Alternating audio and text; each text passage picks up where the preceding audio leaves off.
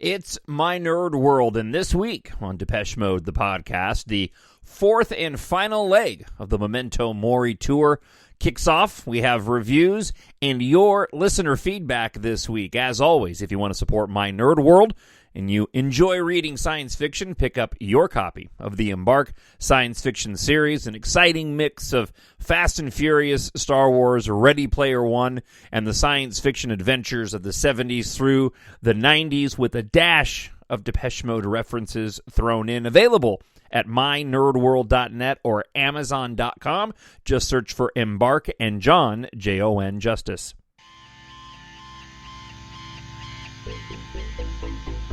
Hello, this is Martin Gore from Depeche Mode. Hi, this is Dave Gahan from Depeche Mode, and you are listening to My Nerd World. And welcome to it. I'm your host, Jon Justice. Thank you so much for checking out another episode devoted to the greatest band on the planet, Depeche Mode. If you want to email, you can do that. TalkShowNerd at gmail.com. You can find out about all things My Nerd World at mynerdworld.net. Also on YouTube, if you happen to be listening via the podcast and you want to check out my YouTube channel, just look for My Nerd World on YouTube. You can find me there. You can also find me on the socials. I'm on TikTok at the Jon Justice, Instagram at the My Nerd World, and also at the Jon Justice, Jon Justice. On X, at the My Nerd World as well. You can find me there. And thank you so much for checking out another episode as the band kicks off the final leg of their Memento Mori tour. I've got a lot of listener feedback that I want to dive into this week. Not a lot in the way of news to share. I'm still waiting for, I think we all are, official confirmation on potential releases later in the year. Let's start there, and then we'll talk a bit about the shows that have kicked off in Europe over the course of the past few days. So as I've reported on the show of the rumors of releases coming out later this year beyond the vinyl box sets, as I've mentioned, we are expecting to get those 4 fully produced, unreleased tracks from Memento Mori sometime within the next few months. My initial, or what I had heard initially, was a May date for a potential box set release that will include those 4 unreleased tracks. Now, in terms of what format that box set comes in, I'm still not fully sure. I'm not 100% sure exactly how we're going to receive them, whether it just ends up being a deluxe edition of Memento Mori, which sticks to something that's more akin to what we saw with the release of Spirit, with extra tracks available on it, like we did the remixes for Spirit, or if this ends up being a full-blown box set. We know we'll be getting at some point the physical release of the Memento Mori tour. I'm still convinced that it's going to be attached to those shows in Mexico. That being said, I know that earlier this week at the show at O2 that Anton Corbijn was holding a camera up in front of the stage and filming the action as the band was performing. Now, whether or not that was for his own personal edification, whether or not that was for some other release attached to maybe a single release, there has been some word going around that new visuals have been filmed, whether that's for a video, potentially for Don't Say You Love Me, as was teased at the end of the Wagging Tongue video, or if it's a different track off of Memento Mori. Also, some speculation it could be new visuals. We'll talk a little bit more about this when it comes to a potential set list change that hasn't taken place yet. So, all I know is that Anton Corbijn was filming with a it didn't look like a full-blown movie camera, but it certainly was a high-end camera.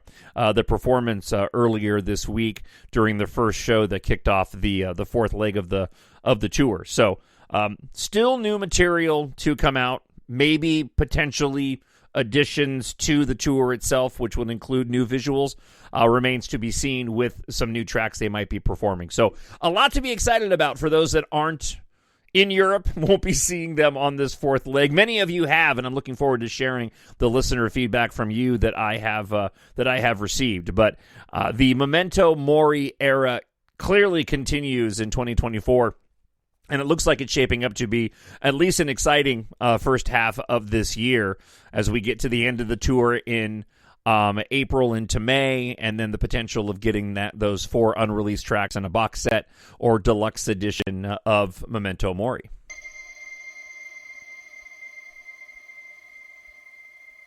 So before we get to your listener feedback this week, I did, as I typically do, I went in to look to see what news was available for the band, and there's not a lot going on in terms of actual news like I was mentioning a moment ago. It's all centered around the start of the tour in London earlier this week. I went ahead and grabbed a review of the O2 Arena London show, and I'll share it with you here in just a moment.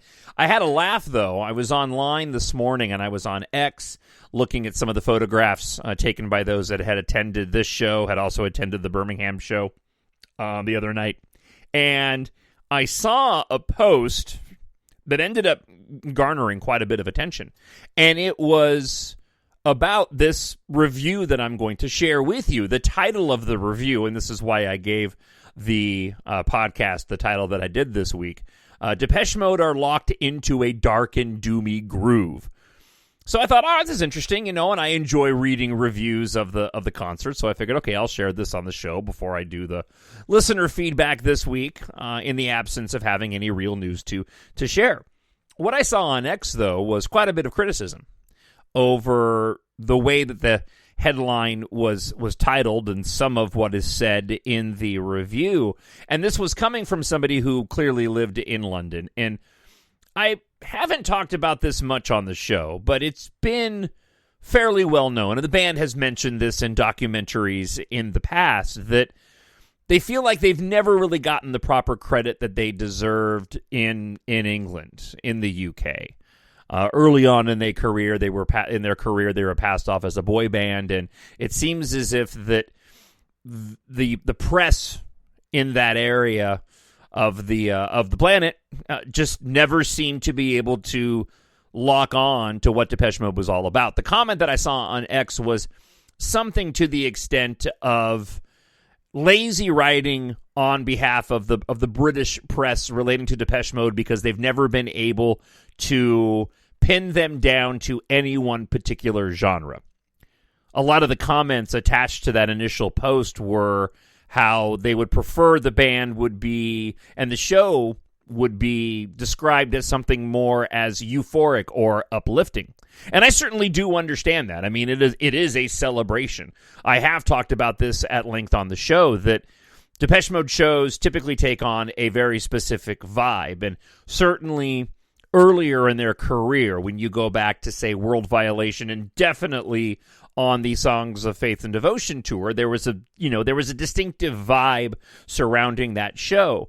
The current iteration of the show, which is absolutely fantastic, and I would argue probably one of the best tours that they've done in live stage setups since Alan left the band. And that's arguable depending on, on what you enjoy. I mean, most of their tours are very distinct in their own way. I think the Exciter tour and the Playing the Angel tour specifically really stick out in my mind. Lesser to the Sounds of the Universe tour and the Delta Machine tour, though they also had their own vibes.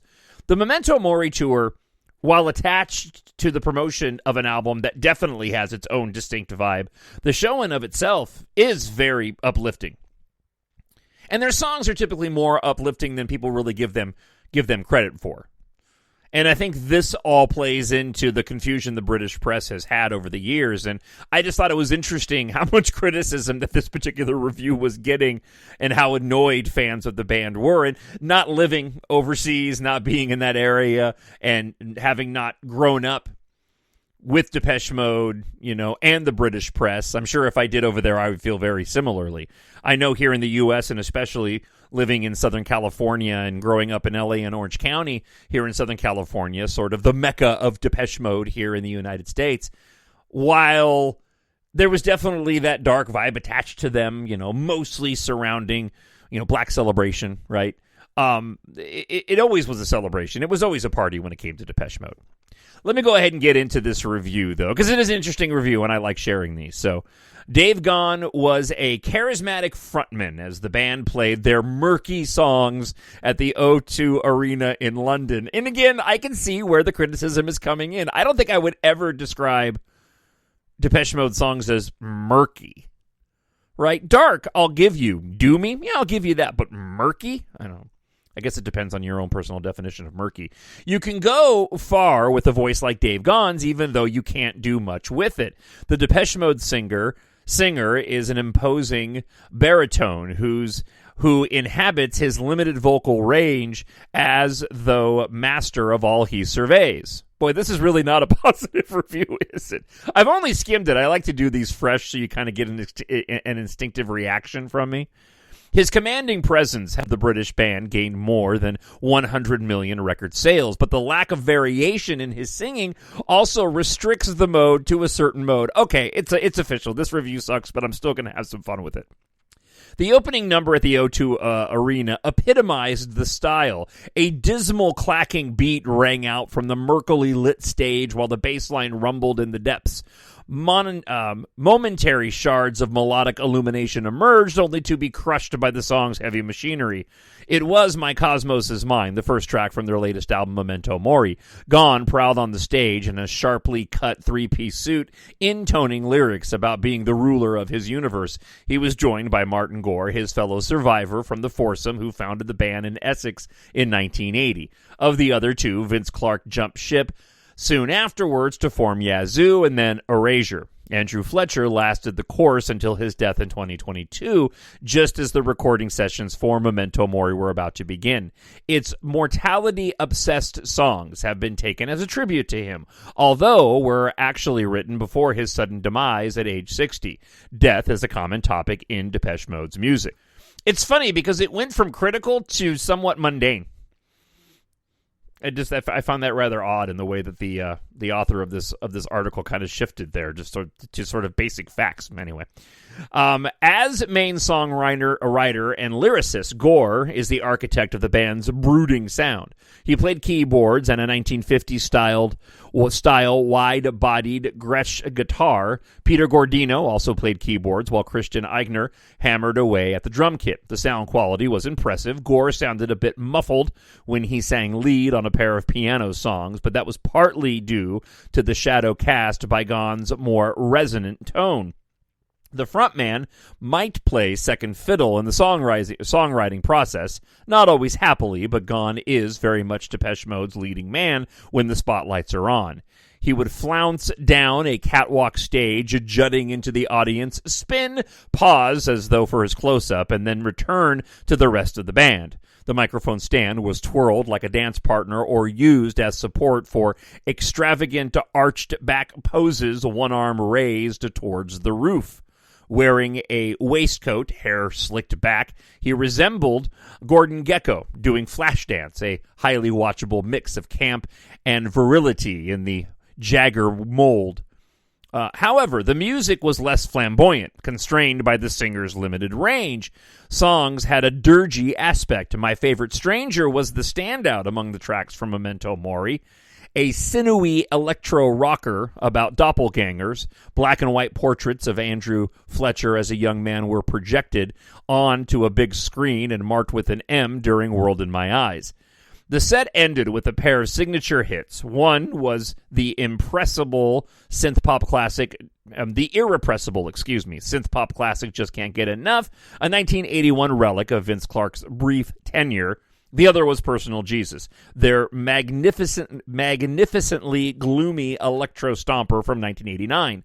The contrast underlined how the band's sound grew narrower and darker over the years.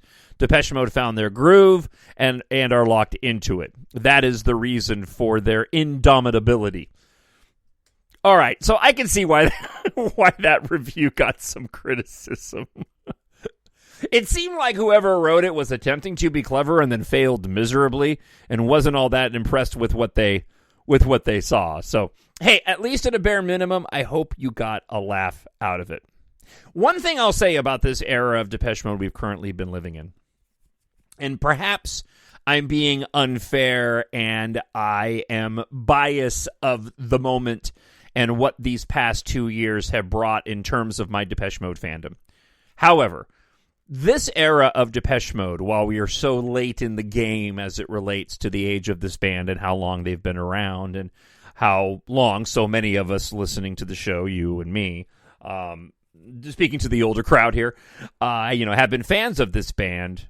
This era has got a distinctive vibe to it, and it's a vibe that I don't remember feeling for quite a long time. And I'm being a little repetitive. I've made this comment in various ways on previous podcasts before, but looking over some of the photographs and just reading some of the reviews and seeing the imagery around it, it's really interesting to me, and once again, special, something that I've said a lot of times on the show.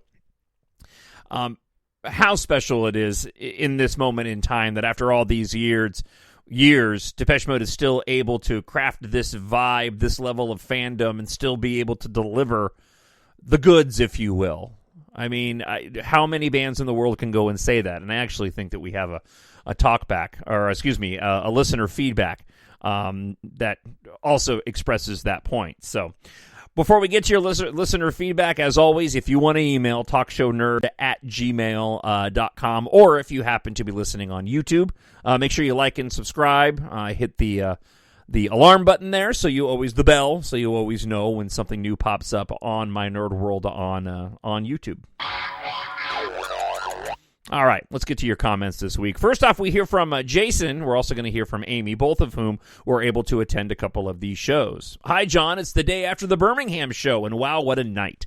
Now we get into some positivity and dispense with the drab negativity of the British press. Right from the moment I arrived at the venue, it felt like it was going to be a great night. There was a great bunch of people around me sharing stories of previous shows and when they became fans, and also looking out for each other and sharing out water handed out by security throughout the show. It was a hot and sweaty one. It's interesting because I was actually reading, and perhaps you can enlighten me on this, I was reading some comments of people that had attended other Depeche Mode shows at this particular venue and had also mentioned the heat and how hot it was the last time they had gone there. So apparently this is an issue there. The last 2 tours, I was surrounded by a lot of drunken, arrogant a-holes with no consideration for those around them. I was lucky to get a prime spot at the end of the catwalk just to the band's left, and Dave serenaded the lady next to me with a happy birthday, which was a lovely moment to watch between the two of them. And very funny, her comment afterwards was, I was shaking all the way through it. Given where I stood, I shall be scouring YouTube later to see if I am in any of the shots with Dave and Martin. So, I'm going to stop there for just a moment. I got to put my cursor on my notes so I don't forget where I am. If you want to have some fun, and maybe I should go and post this, maybe I will on next week's show, but if you want to have some fun, there are several videos available from the show that I went with and was blessed to have gone with my friend Matt on November 16th in Denver. And there are several videos available of most of the set from that show, especially up close. If you happen to go and watch any of them, we're front row to the right in front of Martin. Front row, right in front of Martin, left-hand side of the stage. It's really easy to pick me out because I'm taller than everybody else and I have slightly gray hair in the back, really cut short and dark. You can't miss me in a lot of these videos. It was cracking my boys up when I first got back from my trip and the videos were posted on YouTube. And if you just search for Depeche Mode Memento Mori Tour and Denver Ball Arena, you'll find these. I was showing them the videos and they were they were getting so embarrassed to see their father out there throwing up the devil horns to Dave, the rock out with. Also, it was during, and I think I mentioned this on a previous episode, but I finally found it. So it was during the second chorus of Walking in My Shoes when Dave walked over to what would have been stage right, audience left, right in front of Martin. He walked out right to the edge of the stage, put the microphone down to our group of Matt, his sister, and his daughters, and we got to sing into the mic, Try Walking in My Shoes. And if you listen very closely, and I had my family confirm this, you can actually hear my voice into the microphone. It's good. It's one of the coolest moments in my history with this band. So, listen, if you were bored and you wanted to go check it out, you could go and see it. It makes me laugh. But yeah, that was an incredible. I'll never forget that. That was easily one of the coolest moments, singular moments of any tour. Having Dave come over and drop that mic right in front of our faces and giving us the opportunity to sing into it. Absolutely incredible. All right, getting back to Jason, he writes, and the Birmingham crowd showed up this tour. The last 2 times drew comments from the band, with Dave shouting "Wakey, wakey" on the last tour, and Fletch and his passing comment on the Birmingham audience in one of the album launches, Spirit, I think. And they were both right, turning around to take in the euphoria of the arena behind me. I'm usually stood somewhere near the end of the catwalks, and 2/3 of the audience was lifeless on those 2 tours, to the point I thought the band might skip Birmingham on future tours, but not last night. Yeah, the energy from the show that I went to with Matt in Denver was when I saw them in 2018 in Chicago, nothing compared. And I had about 10th row seats for that one, I believe. Nothing compared to the crowd and how raucous they were in Denver. I felt like the whole arena gave the band everything, starting minutes before they even came on stage, with clapping, singing, and chanting. And in return, the band responded in kind by giving it everything they had. I had no idea what was going on behind me last night, as I didn't look, but the band was definitely feeding off the energy of the fans, and was clearly enjoying themselves, as they were giving it a little more than usual, if that's possible, with a lot of playful interaction between the band, fans, Dave, and Martin. Dave was more playful and cheeky than I had seen him in most footage from this tour. Spotting a gaggle of press photographers, he deliberately walked up to them and threw some typical Dave poses with a cheeky, knowing grin to the band after doing so. Martin was just as playful in his own way by throwing a few extra guitar riffs here and there that pleased Dave, such as on Personal Jesus towards the end of the song. And the playful interaction between Martin and Dave was heartwarming and funny to see. One moment that fell flat of an amazing show was Speak to Me, where the percussion and Dave's voice was too aggressive for the song. Dave attacked the song like he was still in rock mode with his guttural baritone voice. It lacked the subtleness and vulnerability from the album version. Highlights of the awesome show and the night was one guy in front of me bouncing up and down like Tigger on caffeine all through the show, and Dave handing him the honor of doing the gore of the Martin L. bit during Enjoy the Silence as a reward, and made sure the fans knew who it was. Martin's 2 solos, he performed Strangelove and Heaven, and they were both stunning, and is evidently more comfortable in his showmanship on this tour. Personal Jesus was thunderous, literally a kick drum booming so much like thunder. I'm sure it bruised my soul. Happy birthday moment. The band saying see you next time, which gives me hope that they'll do it again in 4 years. The fans and the stage security, with regards, Jason. Thank you so much for that, Jason. It was definitely that was nice to absorb and to share after that initial. I just feel bad for doing that initial British press review. Yeah. All right. Now we hear from Amy in Birmingham. So what we have here is pre-show and post-show from Amy. First off, she says, "Greetings, John, from windy Birmingham. I can't believe today is finally here. I have my beady eye on the arena from my desk, have checked that my ticket has downloaded about 15 times, and doubt that actual work is going to take place over the next few hours. For fun, I thought I'd make and share a couple of predictions for Martin's acoustic segment and the encore, as I don't expect the rest of the set list is likely to change. Given Martin did Strangelove in Heaven for London, I'm going for A Question of Lust tonight, possibly Strangelove again, as he's tended to do them together on this tour. That said, since Martin has started mixing it up with deeper cuts like Heaven and Dressed in Black in recent concerts, maybe we'll get a surprise, who knows. I reckon we'll get Waiting for the Night for the encore, though. I'd also put a cheeky outside bet on Speak to Me, replacing My Favorite Stranger tonight, just in case they're planning on changing things up a little for a second London gig and a fancy practice. I'll be happy with whatever they play, but if I'm right, I'm buying a lottery ticket. Eagerly counting down the minutes to 8:45 p.m. Now we have the post. Greetings, John. On my... Oh my gore, was that epic. Back to reality at the office, and I'm still buzzing. 3 out of 4 predictions right, too. If you're interested in a first-timer's experience of a DM concert, I will gladly write one. Don't want to bore the friends of the show. No, please do share. Might need a few days to process it all first. I made some notes of little things I noticed so I don't forget. Definitely the happiest girl, Amy in Birmingham. Yes, by all means, Amy, please.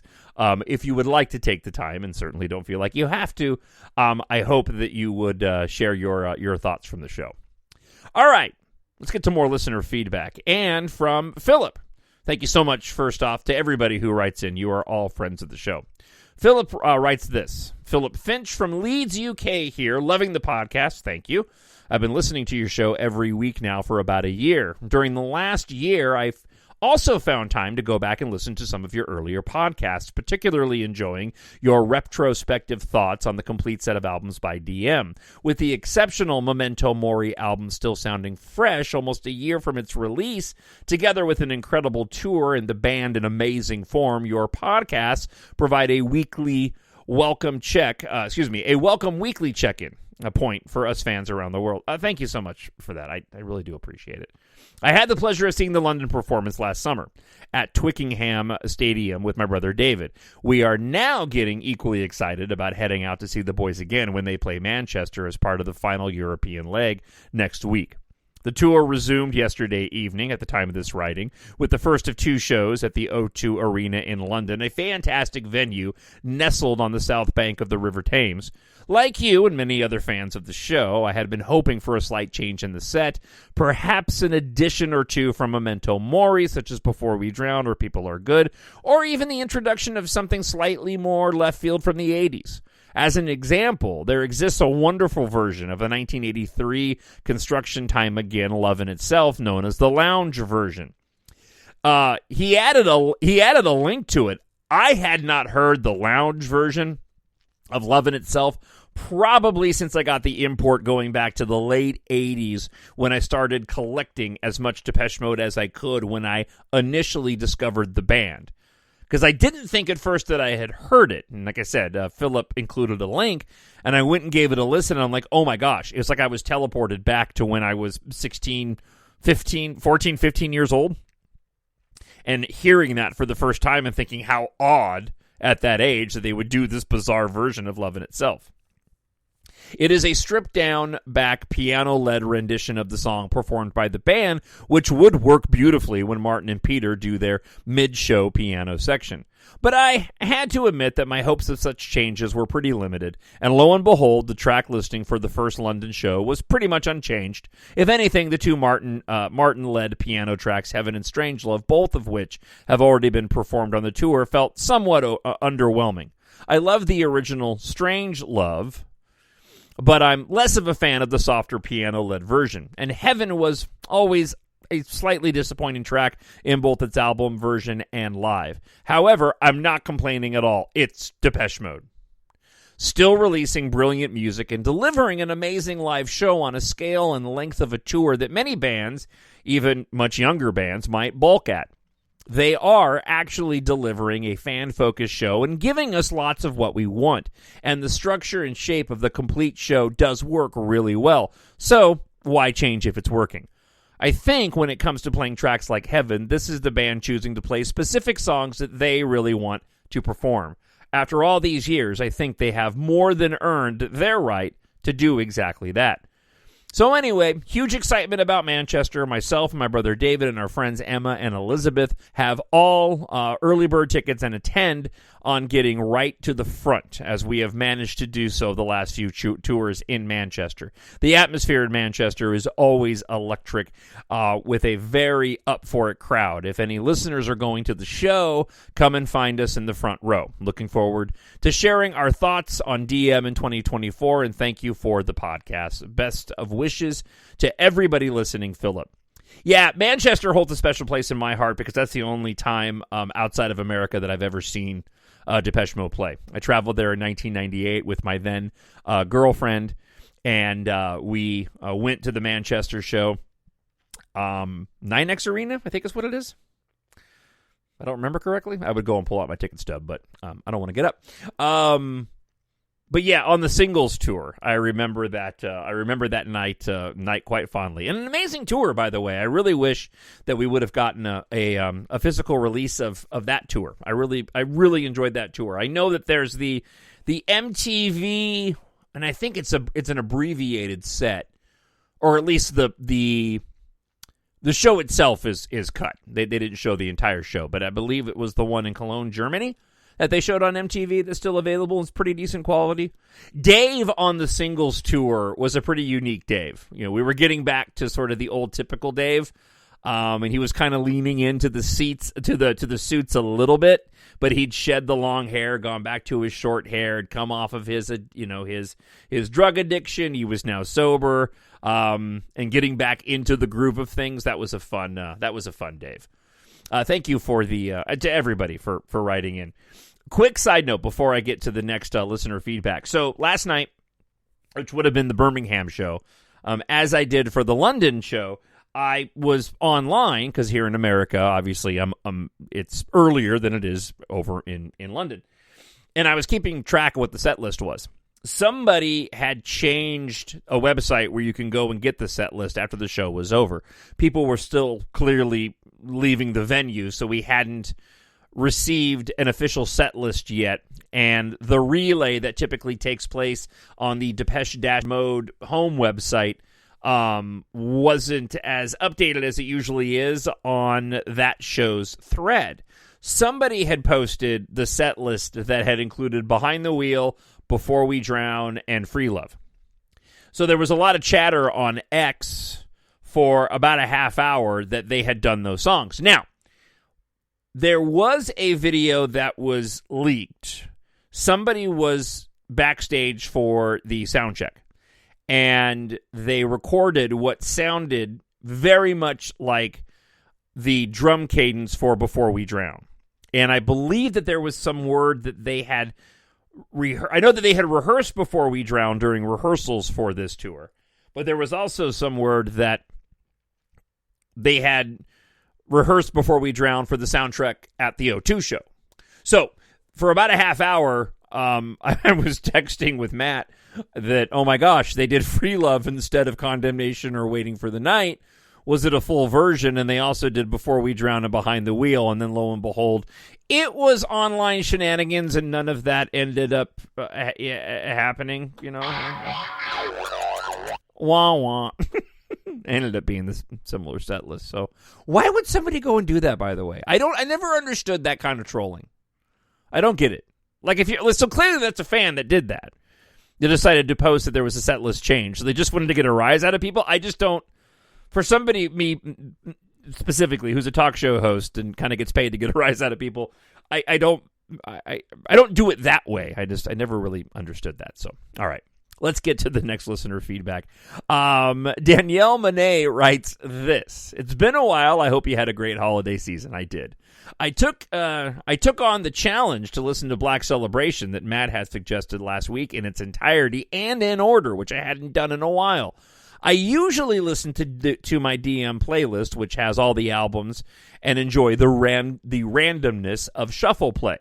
First off, the album has a special place in my heart. It was the first DM release I experienced in real time, as they had already come out with 4 albums and a compilation when I discovered them. I remember vividly walking into that downtown record store and seeing the album on display near the door with Black Celebration playing in the background. The level of excitement I felt was unmatched. Here's my impressions of that album and how it affected me then and now. Black Celebration, song still gives me goosebumps. It's theatrical but eerie and mysterious all at the same time. Also, the best show opening ever with that curtain fall. Fly on the Windscreen, one of the top 10 tracks to this day, and the sexiest chorus ever sung by Dave. Only DM can make a song about death this hot. Question of Lust. I was obsessed with this song and its enigmatic bell sounds. My favorite Martin vocals ever. Sometimes a welcomed lull in the flow of the album with another strong Martin vocals. It doesn't matter. This song always reminds me that love and lust are 2 of my favorite DM themes. Question of time. I was 15 at the time. I felt the song was written for me. It will forever be associated with Dave spinning on stage. Stripped. Quintessential DM song. It's got everything. Strong vocals, dark, moody theme, ambiguous lyrics, and sound sampling with Dave's portion in the beginning, and it sounds awesome live. Here is The House. Best example of how Dave and Martin's vocals really complement each other's. This is a song that I didn't appreciate as much back then as I do today. I have you to thank for this. Here is The House is easily in my top 5 favorite Depeche Mode songs ever. Just not even close. Maybe getting up to the number 1. Also in the top 5 is Shake the Disease. I'll leave the rest of it off for later. Dressed in Black. Black was my favorite color of choice back then, so another track that resonated with me strongly. New Dress. This one takes on a whole new meaning since Lady Di's death. It's bittersweet and still very relevant. But not tonight. A bonus track on the North American release, This Is What Happens When DM Does Feel Good, and the result is uplifting lyrics, but with a tinge of darkness still. So basically, every song on the album is a classic, and it's no surprise it is second in my ranking. It is truly a testament to the timelessness of their music. I will forever enjoy it. It is spectacular. Wishing you a great year, and here's hoping that 2024 will be as exciting for us fans as 2023 was, Danielle. Thank you so much, Danielle. And I will add that I shared your email with Matt, who urged everybody to go and listen to Black Celebration. And I'll just say in a word that he was thrilled to hear your comments. David Hudson writes, every old school hardcore fan I know says Black Celebration was the best album. All right. Short but sweet. And lastly, Dave Fulton writes in, we got trivia. Trivia time. Which DM albums have songs that included the name of the album with the lyrics? What was the first DM song to feature a person's proper name within the lyrics? What was Dave's first official non-Depeche Mode recording?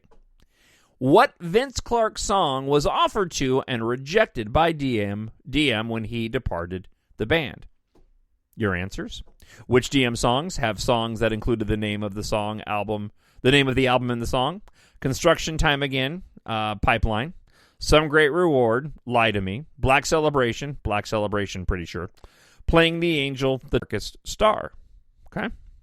What was the first DM song to feature a person's name within the lyrics? New Dress, Princess Di. What was the first Dave Gahan first official non-Depeche Mode recording? The Roxy Music cover of Song for Europe.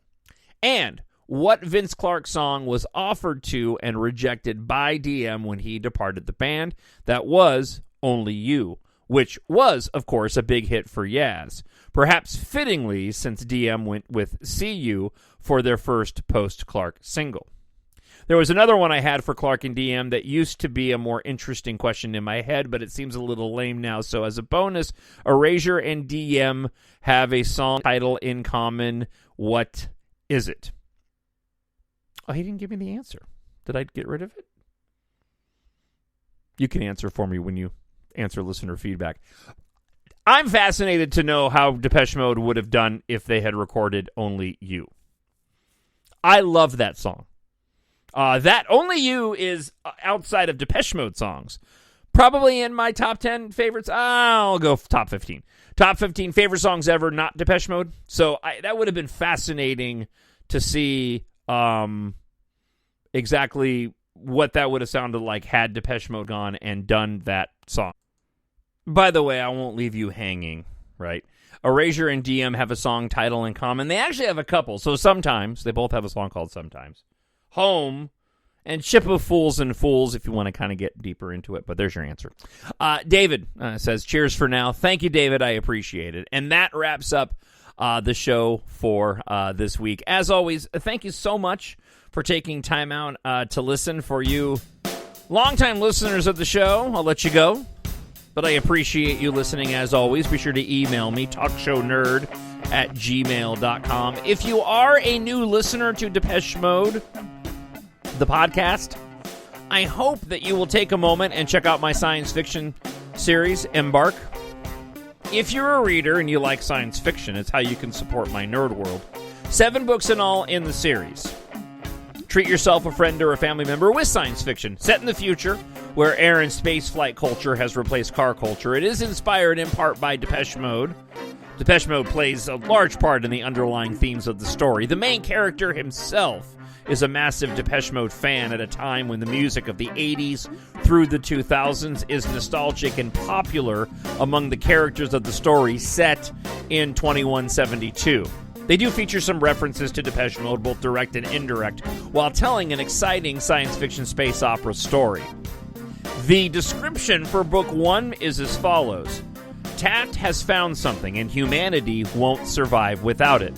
With interstellar travel possible, ship mechanic Taft Guardia prepared one day to travel the galaxy.